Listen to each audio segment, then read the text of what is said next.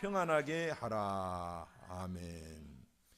오늘 빌레몬서 1장 10절에서 20절까지 말씀을 가지고 절대 변하지 않는 사람이라는 제목으로 여러분과 함께 은혜를 나누겠습니다.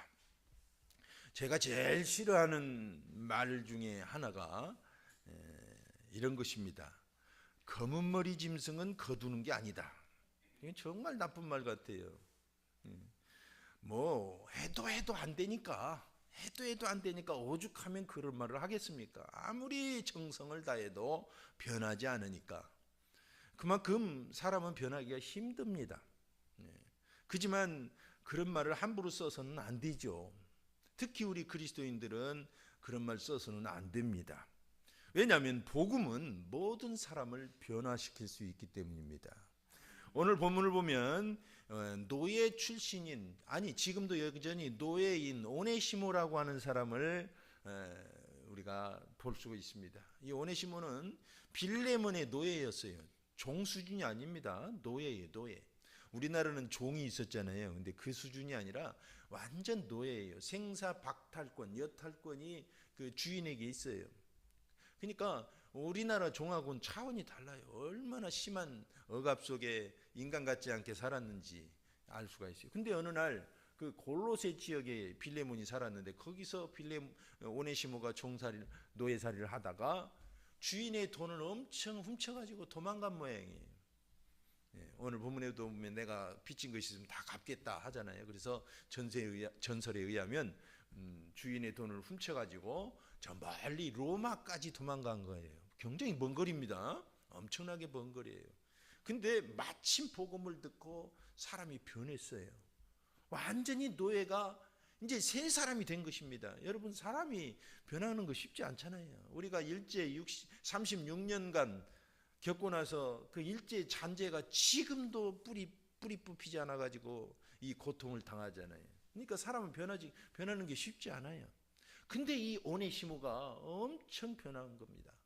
바울이 이 사람을 볼 때는 이제 완전히 자유인이 되고 새 사람이 됐다는 걸 안 거예요. 그리고 나서 다시 빌레몬에게 돌려보내는 추천 편지가 오늘 본문입니다. 그래서 골로새서와 함께 이 편지를 들고 그 빌레몬, 오네시모와 또 두기고 이런 사람들이 함께 골로새로 출발했다고 그렇게 전해져 있습니다. 여러분, 사람은 변할 수 있습니다. 복음 안에서 변할 수 있어요. 그래서 오네시모의 전의 모습과 후의 모습은 완전히 다릅니다. 우리가 속설에도 예를 들면 뭐 다이어트를 하기 전, 다이어트를 하기 후, 어떤 약을 먹기 전, 어떤 약을 먹은 후, 뭐 그렇게 before and after 이런 것들이 많잖아요. 그런 것처럼 복음을 듣기 전과 복음을 영접한 후는 완전 인생이 달라요. 오늘 11절에 보니까 그가 전에는 네게 무익하였으나 이제는 나와 네게 유익함으로 그랬어요. 무익한 존재가 유익한 존재가 된 거예요. 전에는 무익했어요. 아무 쓸모가 없었어요. 백해무익했어요. 하는 집마다 노예가 뭐 이쁜 짓 하겠어요. 시키면 겨우 하고 없는 훔치고 속이고. 그러나 이제는 유익이 되었다는 것입니다. 여러분, 성경은 이와 같이 우리가 예수 믿기 전과 예수 믿은 후를 많이 얘기합니다. 그중에 에베소 2장 3절을 보면 전에는 우리 다 그 가운데서 우리 육체의 욕심을 따라 지내며 와 마음에 원하는 것을 하여 다른 이들과 같이 진노의 자녀였더니 그랬어요. 디도서 3장 3절에도 우리도 전에는 어리석은 자요 그랬어요.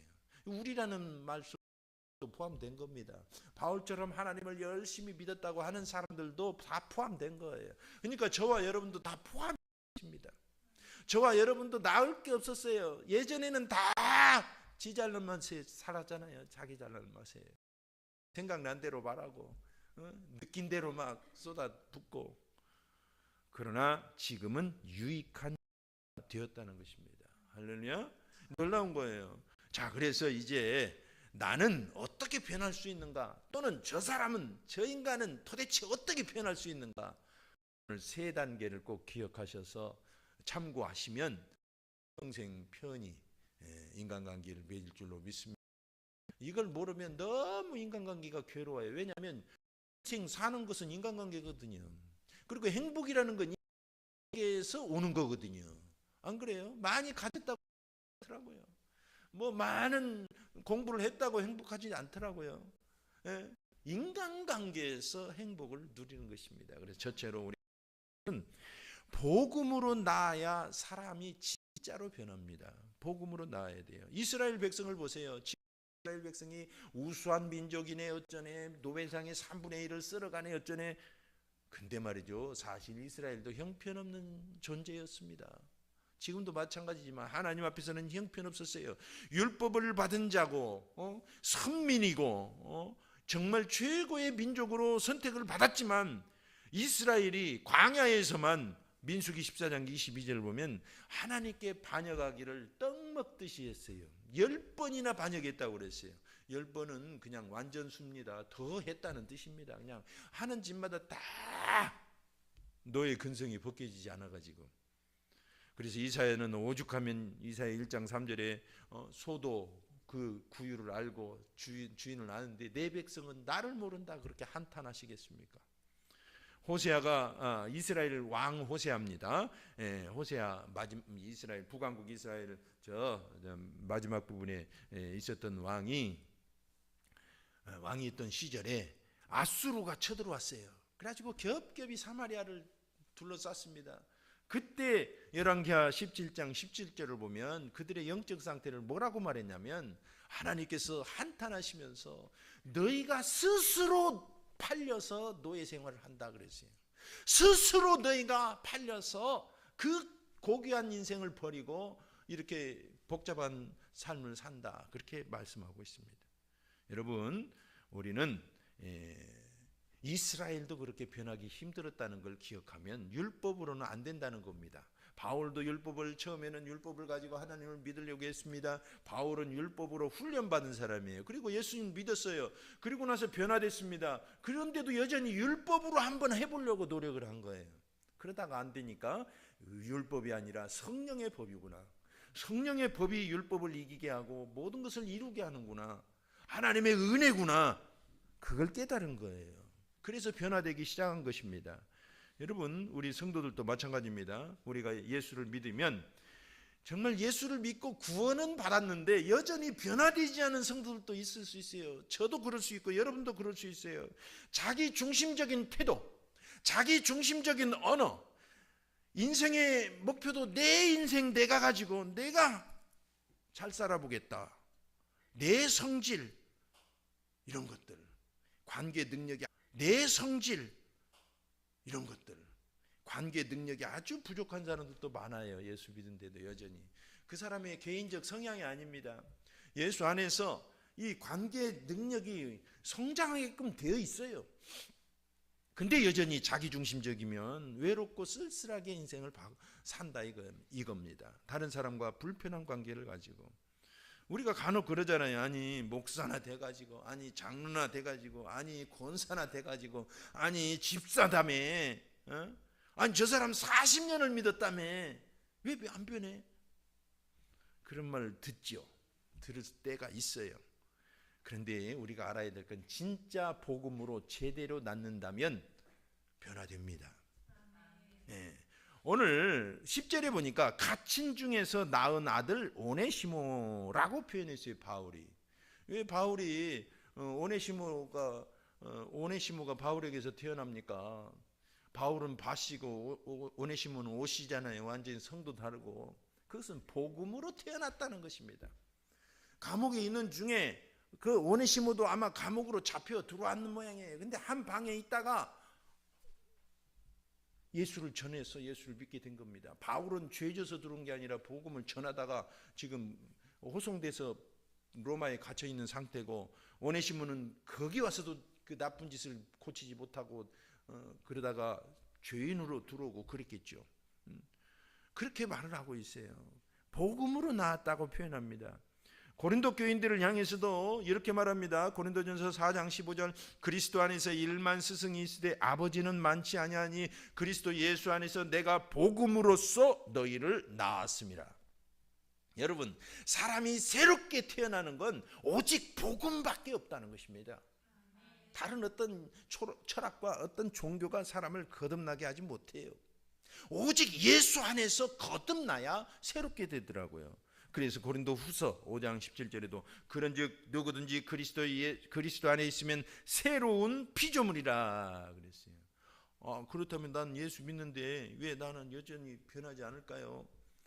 예수를 믿는다는 건 예수님 안에서 거듭난다는 뜻입니다. 뿐만 아니라 예수님 안에 들어간다는 뜻이에요. 그리고 뿐만 아니라 예수님을 주인으로 섬기고 내가 예수님께 항복했다는 뜻입니다. 이게 대단히 중요해요. 예수님을 영접한다는 건 항복한다는 뜻입니다. 이제는 내 생각과 감정과 언행을 내 것이라고 내 주둥아리 갖고 내가 말한다고 그런 말 안 하는 거예요. 아시겠죠? 내 인생 내가 산다고 그런 말 안 하는 거예요. 주인으로 섬기는 겁니다. 예수님을. 그래야 진짜 믿는 사람이고 진짜 변화되기 시작합니다. 남 얘기할 것 없고 저를 보니까 그러더라고요. 제가 예수님이 진짜 내 주인이라고 알기 시작한 다음부터는 좀 정신을 차리려고 애를 써요. 여러분, 예수님이 우리의 주인이신 것입니다. 우리 가운데 오셔서 예수님이 왕 노릇을 해야 인간이 바뀌어요. 그러니까 저 인간은 왜 이렇게 믿어도 안 변하냐? 예수님이 주인이 아니어서 그래요. 그냥 종교생활을 하는 거고 예수님 믿으면 구원 얻는다고 하니까 그냥 믿은 거고 자꾸 가자고 하니까 간 것일 뿐이에요. 그러니까 다 판단할 수는 없지만 대부분 그렇다 이거예요. 그러니까 여러분, 남을 따질 것 없어요. 우리 자신이 예수님이 진짜 주인이라면 내가 변화되지 않을 수가 없다는 것입니다. 할렐루야. 제 언어가 조금 과격합니까? 양해하시기 바랍니다. 이건 강조하기 위함이에요. 강조하기 위함. 로마서 6장 6절을 보면 우리가 알거니와 우리의 옛사람이 예수와 함께 십자가에 못 박힌 것은 죄의 몸이 죽어 다시는 우리가 죄에게 종노릇하지 아니하려 함이니. 아멘. 우리의 옛사람이 예수님과 함께 십자가에 못 박혔다는 것을 선언했습니다. 그것을 받아들여야 죄의 몸인 옛사람이 작동을 안 해요. 그래서 진짜 변화된 모습이 보이는 거예요. 우리가 스스로 변하면 안 됩니다. 새롭게 거듭나는 길밖에 없어요. 그래서 요한복음 3장 3절에 보면 누구든지 거듭나지 아니하면 천국을 볼 수 없다고 그랬잖아요. 새로 태어나는 것입니다. 예수 안에서. 그러려면 우리가 정말 예수님 안에서 죽었다고, 나는 왕이 아니다고, 주님이 내 주인이시다고 고백하는 것입니다. 그래야 죄에게 종노릇을 안 해요. 예수님이 내 왕이 되셔야 내가 정말 의의 왕노릇을 나도 하기 시작하는 것입니다. 그러니까 가끔 그런 생각하는 분들도 있잖아요. 주변에, 교회에서 말고 교회 밖에.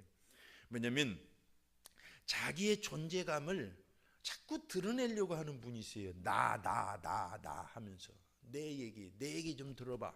내가 과거에 내 신앙생활이 어땠는지 내 얘기를 자꾸 하는 사람이 있어요. 나 아직 안 죽었다 이거예요. 어떻게 가만히 들어보면, 분별력 없이 들어보면 진짜 잘 믿은 것 같아. 가만히 보면 자기가 살아있는 거예요. 그러니까 그런 건 분별 잘해야 됩니다. 내가 죽어있는 사람은 하나님이 높아집니다. 하나님을 높인다고 하면서 또 자기를 높이는 사람도 있어요. 그러나 하여튼 자기 존재감이 아니라 하나님의 존재감이 드러나야 돼요. 그래야 사람이 변화되기 시작하고 그걸 듣는 사람이 희망을 갖게 돼요. 왜냐면 제가 만약에 제가 잘난 것만 얘기하고 내가 신앙생활 막 잘한 것만 얘기하면 여러분들이 나는 저렇게 못 믿지, 목사님이나 되니까 저렇게 믿지 하고 좌절하기 쉽겠어요. 나도 저렇게 살아야지 그렇게 했어요. 대부분은 내 자랑하게 되면 좌절해요. 상대방이. 하나님 자랑을 해야 나는 정말 연약한 것을 자랑하고 바울처럼 나의 연약한 것을 자랑해야 사람들이 용기를 얻습니다. 들을 때 나도 그래야지 하고 이 소망을 가져요. 할렐루야. 왜 이런 말을 하는지 여러분들이 많이 이해가 되실 것입니다. 그런데 여기에다가 누군가가 도와준다면 더 쉽게 변화가 됩니다. 그래서 산파의 도움이 필요해요. 12절 보니까 네가 그를 돌려보냈노니 네게 그를 돌려보내노니 그는 내 신복이라 그랬어요. 헬라어로는 심장이라고 그 밑에 각주가 되어 있죠. 나나주에. 근데 원어를 보면 비장이라는 장기 있잖아요. 면역성을 담당하는. 그러니까 심장이나 비장, 하여튼 중요한 내장이라는 것입니다. 내 가슴이라는 거예요. 그리고 신앙적으로, 영적으로는 이걸 자비가 거하는 그 마음을 이 단어를 써서 표현을 했어요. 그러니까 가슴으로 낳았다 이겁니다. 누군가가 나를 정말 진심으로 가슴에서 우러나오는 도움을 준다면 저 사람이 변하는데 많이 도움이 됩니다. 그래서 우리는 정말 긴밀하게 신앙생활 하자고 목장들을 세워놓은 것입니다. 목장이 없으면, 소그룹이 없으면 불가능하거든요. 그래서 목장이 가입해서 여러분들이 함께 아픔과 기쁨을 나누면서 정말 예수님을 믿어가는 것이죠. 아멘. 예. 그렇습니다, 여러분. 수전노였던 삭개오를 보십시오. 누가복음 19장 보면 그 사람은 뭐 민족이고 뭐고 이제 다 포기했어요. 돈만 벌면 된다고 생각했습니다. 여리고에서. 그래서 로마에 1,000만 원 걷어서 500만 원 주고 500만 원 호주머니에다 넣는 거예요. 반절을 딱 뗐습니다. 세금으로. 그러니까 세리들이 잘 산 거죠. 매국노 취급을 받았어요. 근데 이 사람은 키도 작고 그렇지 않아도 업신여김을 받던데 에이 나 내 인생 뭐 돈 벌고 잘 먹고 잘 살자. 그렇게 살았어요. 수전노로. 근데 이 사람이 변했어요, 안 변했어요? 변한 거예요. 왜? 예수님을 믿고 예수님을 주로 모셔드리니까 인생이 바뀌어버린 것입니다. 그래가지고 나중에 이 자기의 재산을 다 부당한 것은 5배로 갚아준다고 다 내놓겠다고. 인생이 바뀌지 않으면 그렇게 할 수가 없거든요. 인생이 예수님을 중심으로 모시니까 바뀌기 시작한 것입니다. 그래서 예수님이 선포하십니다. 누가복음 19장 9절에 예수께서 이르시되 오늘 구원이 이 집에 이르렀으니 이 사람도 아브라함의 자손이미로다. 아멘. 사람은 바뀔 수 있습니까? 없습니까? 인간의 힘으로는 불가능해요. 그러나 하나님은 하십니다. 복음으로 하십니다. 그리고 꼭 알아야 될 건 이 복음을 받아들이고 자유를 두려워하지 않아야 진짜 변한다는 것을 기억해야 돼요. 두 번째로 자유를 두려워하지 않아야 돼요. 최악의 인간관계가 뭐예요? 저는 가스라이팅이라고 생각합니다. 가스라이팅은 상대방의 연약함을 이용해 갖고 겁을 줘서 자기에게 속박되게 만들어요. 얼마나 최악의 마귀적인 악마적인 인간관계입니까? 몇십 년간 속아서 노예 노릇 하잖아요. 근데 사실 가스라이팅을 가하는 그 사람도 속박되어 있는 것입니다. 두려워서 저 사람 저렇게 하지 않으면 내가 어떻게 살 수 없다고 생각하니까 저 사람을 거머리가 피 빨아먹듯이 빨아먹는 거예요. 가스라이팅을 당하는 사람도 저 사람이 아니면 난 죽는다고 그렇게 오해를 하고 서로 결속되어서 두려움과 염려 때문에 이런 관계가 주고받게 되는 것입니다. 그러니까 여러분, 두려움과 염려는 최악의 인간관계를 만들어내요. 여러분, 두려워가지고 염려하면서 누군가에게 말했다가 좋은 거 경험했나요? 여러분, 놀랍게도 두려움과 염려는 나도 모르는 사이에 최악의 관계로 만들더라고요. 여러분, 그래서 우리는 두려움을 극복해야 됩니다. 오히려 두려워하지 않아야 돼요. 자유를 두려워하면 안 돼요. 특히 왜냐하면 베드로후서 2장 19절에도 보면 그들에게 자유를 준다 해도 자신들은 멸망의 종들이니 자유를 절대 줄 수가 없다는 겁니다. 그러니까 자유는 먼저 하나님 앞에서 경험된 자가 상대방에게 자유를 주는 것입니다. 그러니까 내가 자유가 없으면 저 사람에게 자유를 줄 수가 없는 것입니다. 내가 예수님 안에서 주님이 주시는 마음은 두려워하는 마음이 아니요 근신하는 마음이고, 복음이라는 건 그리스도 안에서 자유를 경험하는 것이고, 갈라디아서 5장 1절 말씀, 그리스도께서 자유케 하려고 자유를 주셨으니 그러므로 다시는 종의 멍에를 매지 말라 그러시세요. 진리를 알진 진리가 너희를 자유케 하리라 그러셨습니다. 뿐만 아니라 성령이 계신 곳에는 자유함이 있느니라 그러셨어요. 그러니까 하나님은 처음부터 끝까지 우리를 자유인으로 만드시기 위해서 예수님을 보내신 것입니다. 우리는 인생의 노예, 죄의 노예, 운명의 노예, 다른 사람의 평판의 노예, 세상의 가치관의 노예에 살다가 하나님의 구원을 받은 거예요.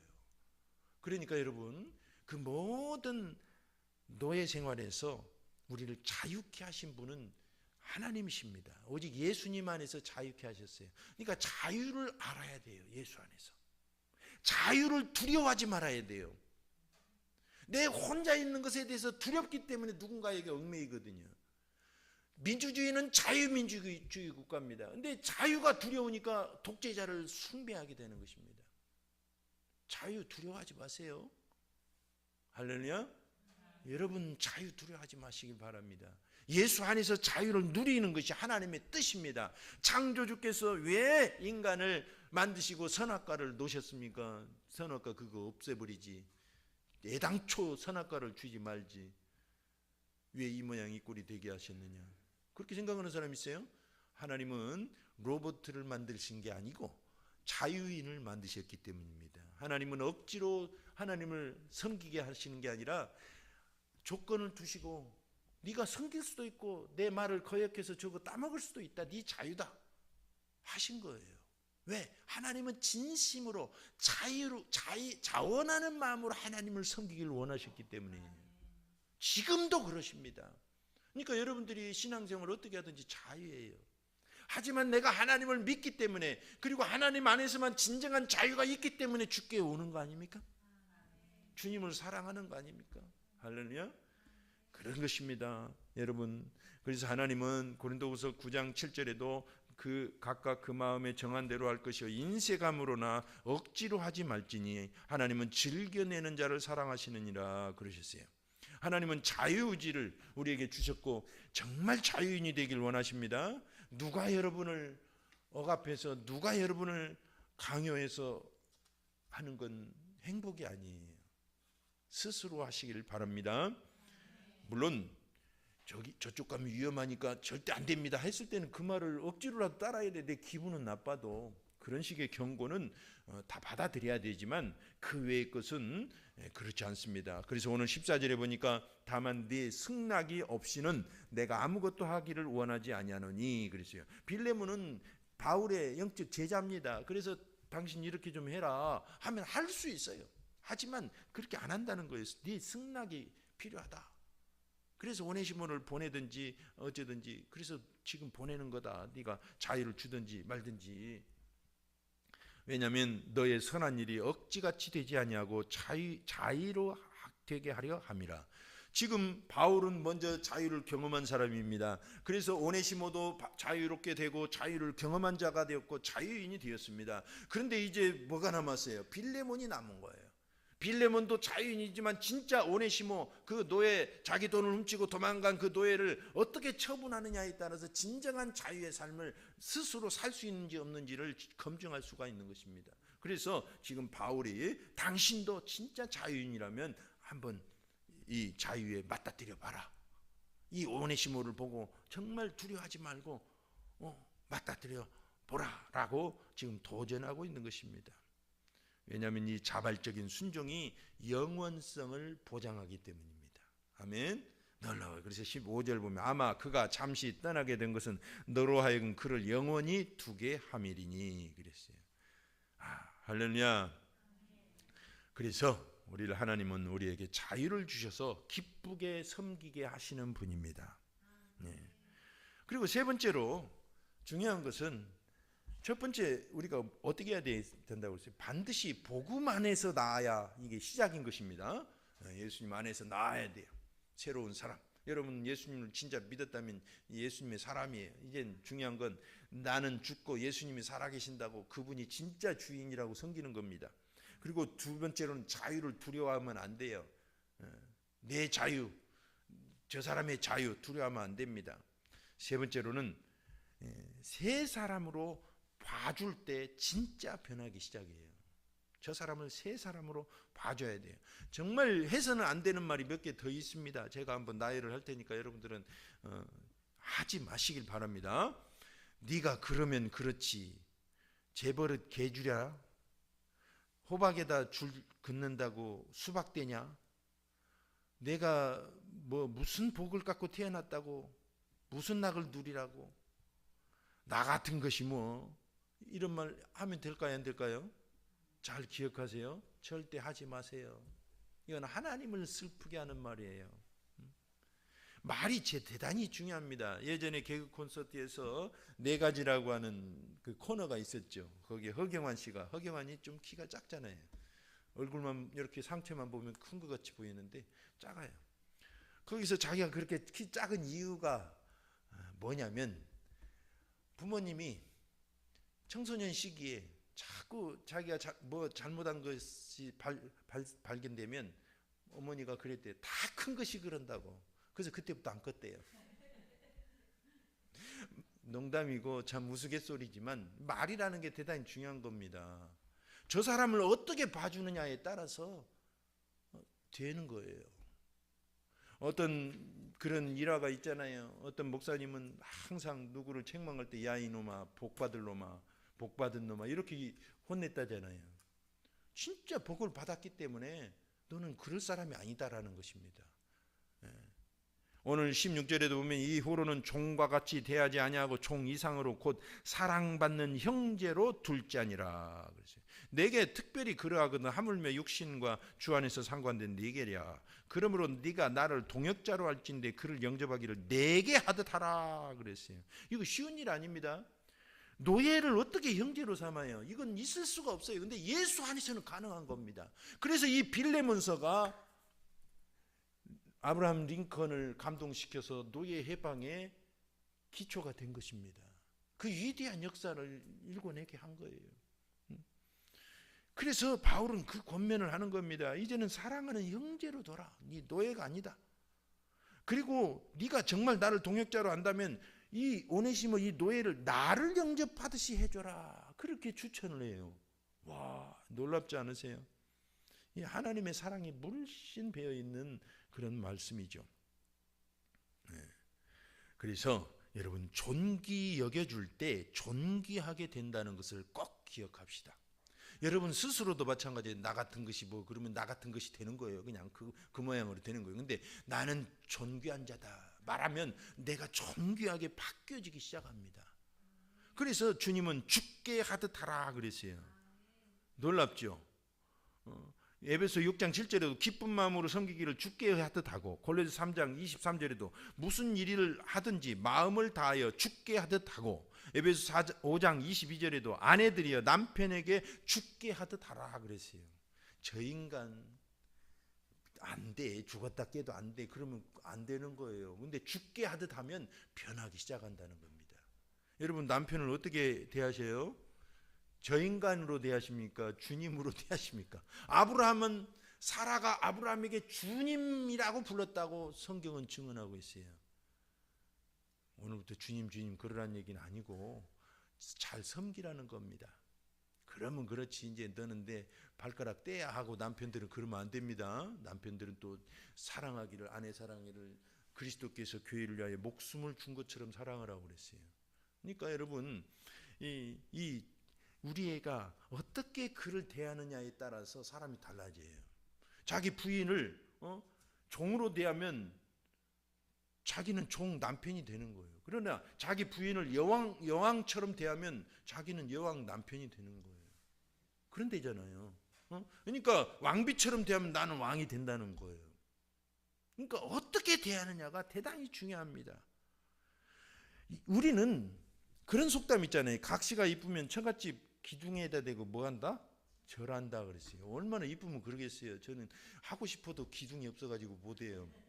근데 하여튼 예수님이 교회의 머리가 되시잖아요. 그러면 우리 성도들은 예수님의 지체고 그 몸이라고 그랬어요. 그러니까 예수님이 사랑스럽고 예수님을 존경한다면 그 몸된 지체를 그렇게 할 수 있다는 것입니다. 인간은 하나님의 형상이기 때문에 할 수 있다는 거예요. 마구 대하면 안 된다는 거예요. 존귀하게 여기라는 겁니다. 저도 항상 부족에서 사람을 볼 때마다 반성을 합니다만 우리는 사람들을 존귀하게 대해야 됩니다. 그래야 그 인간이 바뀌어요. 아시겠죠? 그 인간이라고 하지 말고 속으로 내 주님 그래요. 아시겠죠? 주인이다. 주님 죽게 하듯 하라고 하시지 않느냐. 그리고 실제로 말할 때는 예수님께만 죽게 주님 그러면 남들이 뭐라고 안 해요. 항상 말로 말할 때가 문제니까. 자, 그래서 여러분 새 모습을 바라보면 새 모습이 됩니다. 대단히 중요해요. 그래서 고린도후서 5장 17절 이전 것은 지나갔으니 보라 새 것이 되었도다라고 말해요. 새 것을 자꾸 바라봐야 됩니다. 목장에서도 마찬가지입니다. 목장이 지금 상황이 어떠한지 여러분 그 상황을 보지 마세요. 10명의 정탐꾼이 되기 쉬워요. 꿈을 보시길 바랍니다. 저 빈자리에 언제까지 저렇게 있느냐, 곧 그렇게 될 것을 막 가슴으로 믿어서 흥분을 해야 돼요. 할렐루야. 목장, 인간관계도 마찬가지고 내 인생도 마찬가지예요. 내 인생 내가부터 새롭게 보기 시작해야지. 내가 내 강아지 발로 차면 누가 또 찬대요? 밖에 사람도 찬대잖아요. 그러니까 내 인생을 내가 소중하게 여겨야 사람들이 나를 존귀 여기기 시작합니다. 그러니까 말도 함부로 안 하고, 저도 그래서 그냥 어디 가면 말을 좀 덜 하려고 애를 써요. 말을 많이 하면 괜히 가볍게 보이고 말재주도 없는 사람이에요. 그러면 그러잖아요. 잠만 보면 사람이 침묵을 지키면 지혜롭게 보인다고 그렇게 표현하잖아요. 그러니까 지혜가 없어도 말을 줄이면 무게 있게 보이고 사람이 함부로 안 합니다. 스스로를 존귀 여기시길 바랍니다. 예전에 연동교회에서 아가피아라고 하는 사랑의 동산, 우리 통합직에서는 사랑의 동상이 유명하잖아요. 그 참여한 적이 있어요. 한 4박 5일인가 했는데 그건 3박 4일이구나. 딱 3일을 하는 거예요. 그래서 트레스디아스라고 합니다. 저 이태리어로. 근데 원래는 캐토릭에서 이게 나왔어요. 뭐냐면 전쟁 후에 1940년대에 이게 생겨나기 시작했는데 전쟁 후에 세계대전 후에 사람의 마음이 얼마나 황폐해졌어요. 그때 이 사람들을 회복시키기 위해서 3일 동안은 완전히 세상과 단절시키고 한 곳에 모아서 최선을 다해서 그들을 섬겼어요. 그리고 마지막 날 밤에는 세족식을 합니다. 와, 저 강화도에서 하는데 세족식 때 거기서 통곡을 안 하는 사람이 없어요. 그 섬기는 사람들이 와서 막 발을 닦아주거든요. 정성스럽게 닦아줘요. 수건으로 또 닦아주고 가슴에 안고 막 울고 기도해주고. 저도 그렇게 많이 울어본 적이 없어요. 내 인생을 이렇게 받아주고 나를 이렇게 소중하게 여겨준 존재를 그전까지는 없었거든요. 그래서 정말 내가 얼마나 이 존귀 여김을 받느냐에 따라서 인생도 회복이 되는 것입니다. 가끔 요즘은 좀 구미로 온 뒤로 사람을 좀 못 만나는데 예전에 초등학교 친구들이나 이렇게 또는 한 3, 40년 후에 이렇게 만난 친구들을 보면 조금 변한 친구들도 있어요. 근데 지금도 여전히 안 변한 친구들도 있어요. 그때 그 성질머리, 거짓말 잘하는 그 자기 잘난 체하는 그렇게 안 변해. 와, 예수를 믿지. 놀래요. 정말 변하기 힘들어요. 그런데 누가복음 18장 27절을 보면 이르시되 무릇 사람이 할 수 없는 것을 하나님은 하실 수 있느니라 그러셨어요. 아멘. 하나님은 하실 수 있습니다. 그래서 우리가 예수를 믿는 겁니다. 그래서 어둠에서 빛의 자녀가 되고 에베소 5장 8절 백성이 아닌 것에서 백성이 되고 베드로전서 2장 10절 또 전에는 나그네였다가 이제는 하나님의 백성이 되고 신명기 10장 19절 전에는 진노의 자녀였다가 이제는 하나님의 사랑받는 자녀가 되고 골로새 3장 7절 이렇게 복음으로만 가능하죠. 우리는 복음으로 예수님 안에서 정말 주인으로 예수님을 섬길 때 변화가 시작된다는 걸 기억합시다. 그리고 자유를 두려워하지 마세요. 그리고 세 번째로는 나를 새 사람으로 보면 내가 새롭게 되고 저 사람을 새 사람으로 보면 저 사람이 새 사람이 되기 시작합니다. 이 시간 합심해서 한번 기도합시다. 절대 변하지 않습니다. 사람은 변하지 않아요. 그러나 예수 안에서는 변화됩니다. 예수 믿어도 안 변하던데요. 주님을 정말 주인으로 모시면 내가 내 인생 주인이 아닙니다. 주인이 주님이십니다 하면 변하기 시작합니다. 자유를 두려워하지 마세요. 나를 새롭게 보세요. 그리고 저 사람을 새롭게 보세요. 여러분의 환경을 새롭게 보십시오. 목장을, 교회를, 가정을 새롭게 보시면 반드시 필연적으로 바뀌기 시작할 겁니다. 이 시간 합심해서 한번 기도합니다. 하나님 아버지여 감사합니다. 세상 사람은 절대 변하지 않는다고 말합니다. 하나님 검은